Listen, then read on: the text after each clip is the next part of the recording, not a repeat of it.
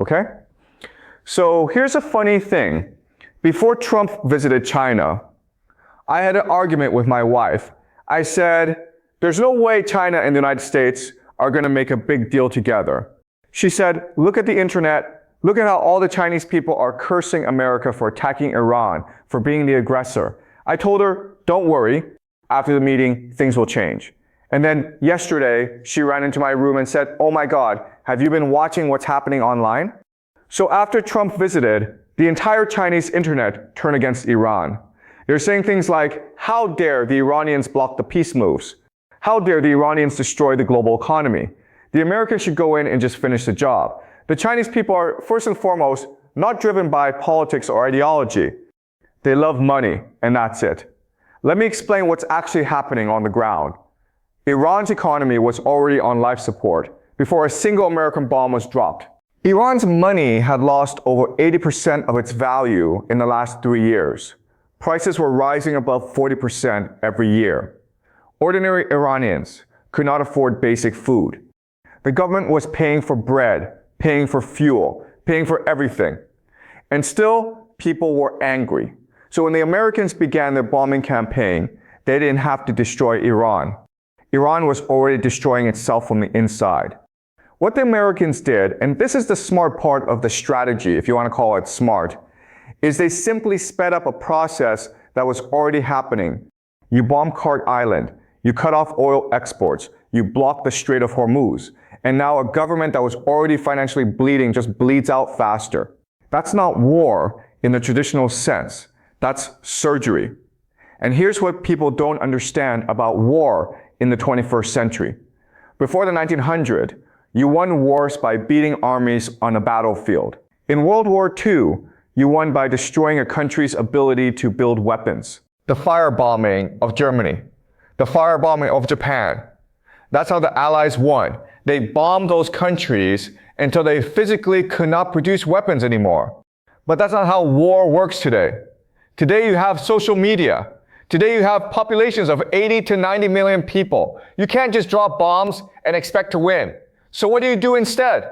You choke, you isolate, you create the conditions for the people inside a country to remove their own government themselves. That is the playbook, and it is being followed almost perfectly against Iran right now. Now, the Iranians are not stupid. They understand this playbook. The problem is that understanding a trap and being able to escape it are two completely different things. Because the trap is economic, and when your economy falls apart, your options disappear fast.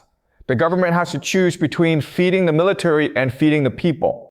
And the moment it chooses the military, it loses the people. And the moment it loses the people, it loses everything. And that's exactly where we are right now. The ceasefire that happened, a lot of people celebrated it. I want to be very honest here. That ceasefire was a huge strategic mistake for Iran. Not because war is good, but because the moment that ceasefire happened, all the international pressure that was building against America, the protests, the anger, the public opinion, all of it just disappeared. People moved on. It's the same thing we saw with Gaza. The first time the Israelis went in, the whole world was outraged. Then there was a ceasefire, and people relaxed. Then the Israelis went back in. And the second time around, people didn't care as much because humans can only stay angry for so long.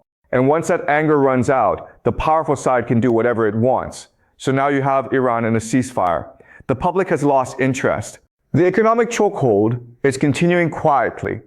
And the Americans are getting ready for the next phase. What is the next phase?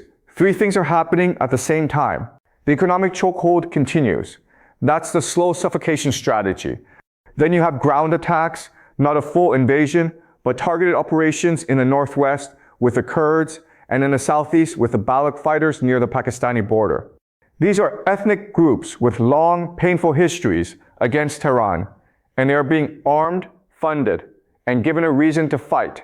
And the third part is Tehran itself, cutting power, cutting water, cutting railways, making the daily life of ordinary Iranians so unbearable that they start demanding a political solution. You don't need to kill the government, you just need to make the people want to remove it. And here is the part nobody is talking about. Iran knows all of this. Iran has one real escalation option left that would change the entire situation. Those undersea cables that run through the Strait of Hormuz, the internet cables that power global banking and global communications, Iran could cut them tomorrow. A third of the world would lose internet access. The global financial system would freeze. It would be a disaster. The only reason Iran hasn't done it is because it would also hurt China. And China is the one relationship Iran cannot afford to destroy.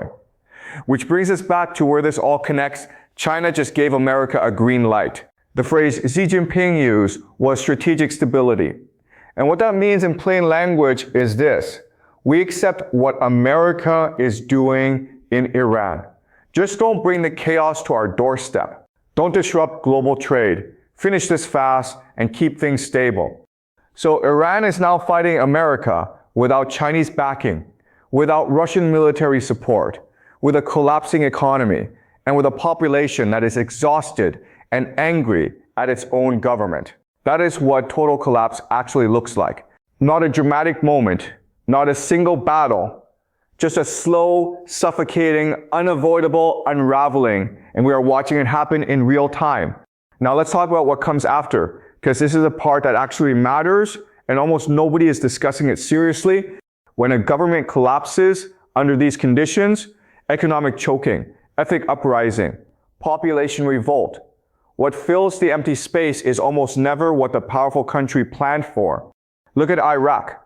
The Americans went in, removed Saddam Hussein, and handed the country to Iranian-backed Shia militias.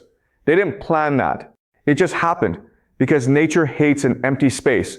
And whoever is most organized on the ground when the central government falls is whoever takes power. In Libya, they removed Gaddafi. And now you have 3 competing governments and open slave markets. In Syria, they tried to do the same thing, and it took 14 years, and it still isn't resolved. What is happening in Iran is not simply a regional crisis or another isolated confrontation between countries.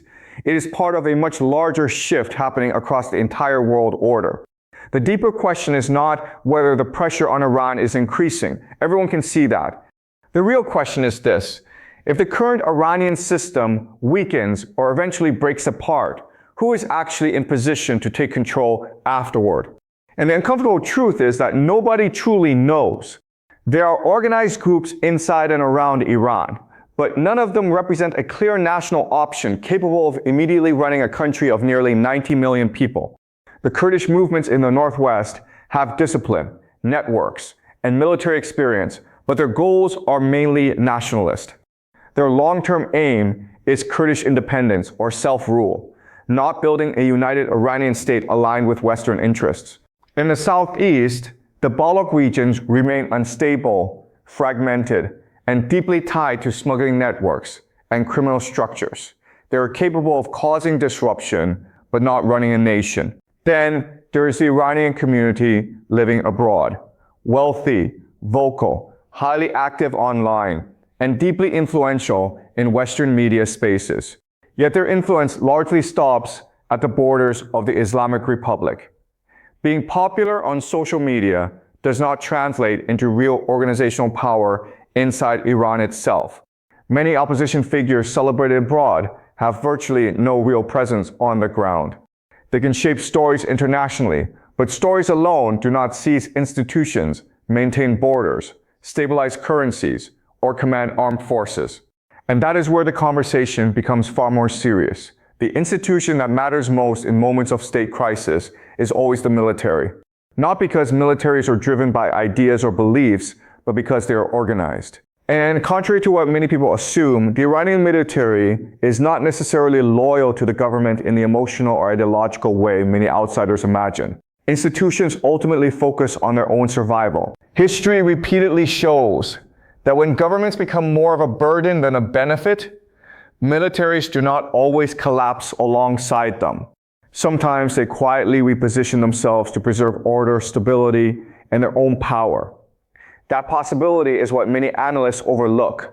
The most likely outcome in a prolonged Iranian crisis may not be a dramatic democratic revolution or the installation of a Western-friendly puppet government.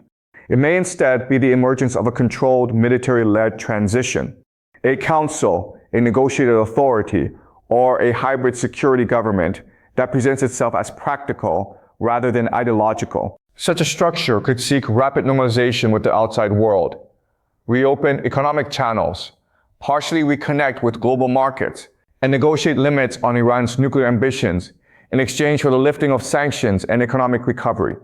And from Washington's perspective, that outcome may be entirely acceptable because despite all the talk surrounding democracy and regime change, great powers often chase far narrower goals than they publicly declare. The United States does not necessarily need to politically control Tehran. What it fundamentally wants is strategic predictability, unrestricted oil flows, reduced regional instability, and an Iran that no longer threatens the balance of power through nuclear escalation or using armed groups in other countries. If those goals are achieved, who exactly is running the government may become a secondary concern. This is where the consequences expand far beyond Iran itself. The moment Iranian oil fully re-enters global markets under a stable settlement, the consequences could reshape the entire international energy system. A significant increase in supply would push oil prices sharply downward. And that would not only affect the Middle East, it would strike directly at Russia. Russia's wartime economy is deeply dependent on oil and gas income. Those revenues fund government spending, military production, and long-term strategic endurance. A severe drop in global oil prices would weaken Moscow's ability to keep up prolonged geopolitical confrontation, particularly in Europe and Ukraine. In that sense, the Iranian question and the future of the war in Ukraine are not separate developments. They are connected theaters within a broader strategic competition over energy, finance, and global influence. China understands this dynamic extremely well. Beijing sees the entire chessboard. That is why Chinese language regarding Iran often sounds cautious, restrained, and carefully calculated. When Chinese officials speak about strategic stability, they are not offering moral commentary.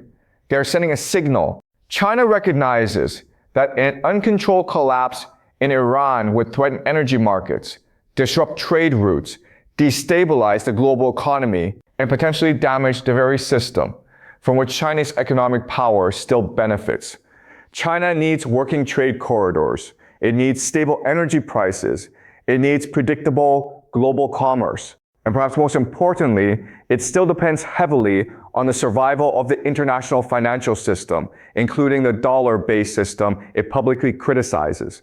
As long as pressure on Iran remains gradual, controlled, and economically manageable, rather than catastrophic, Beijing is unlikely to directly confront Washington over it. The risks of wider systemic instability are simply too high. Yet beneath all this geopolitical strategy lies the human reality that is too often ignored. There are millions of ordinary Iranians trapped inside forces they cannot influence or control. Their currency has deteriorated. Rising prices have hollowed out savings built up over entire lifetimes.